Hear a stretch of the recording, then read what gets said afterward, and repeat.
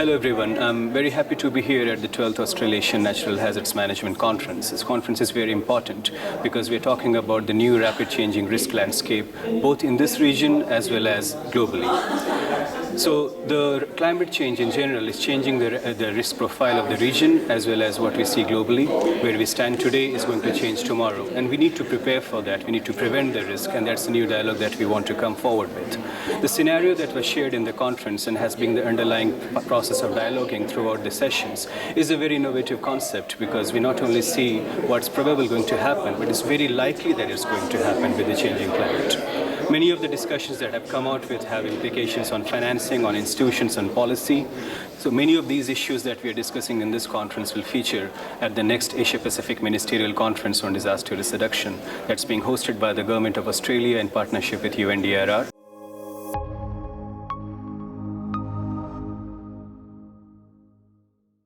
I think it's great to get a group of people together from a very diverse range of backgrounds, from academia through to various areas of the emergency management sector, thinking about events of a scale that we're undoubtedly going to see over the next not too distant future, the next few years, if not decades.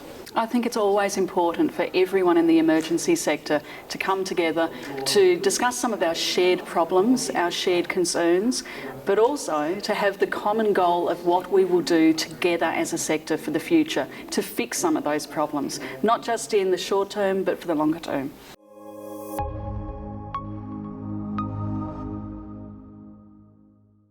Well, what I've learned from this conference is there's a lot of research that backs the need for places like Australia, and government, private sector, and the non-profit sector, and the emergency services sector to really work together to a future standard so that we are rebuilding for the future, not necessarily rebuilding things like critical infrastructure and lifeline to current standards. And I think a second area that's very important is how do we collectively, as a collective voice, shape government policy and budgets, because the kind of investments that are needed to really move the needle on adaptation and mitigation to the long-term effects of natural disasters definitely needs a very different policy and funding model from the government. Already I think we're starting to get a sense of the challenges that the scale of event we're talking about would bring. It's a little bit beyond what our usual capability is across the emergency management sector, and I think to have research-based insight into that is a fantastic opportunity for us to really think forward into the future.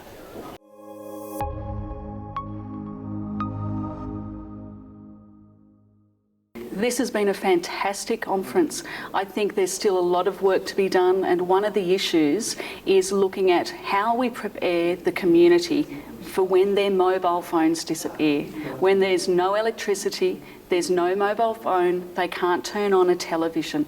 How do we prepare the community, and how do we as a sector arrange for the community to receive that vital information in the event of an emergency when all of that is happening?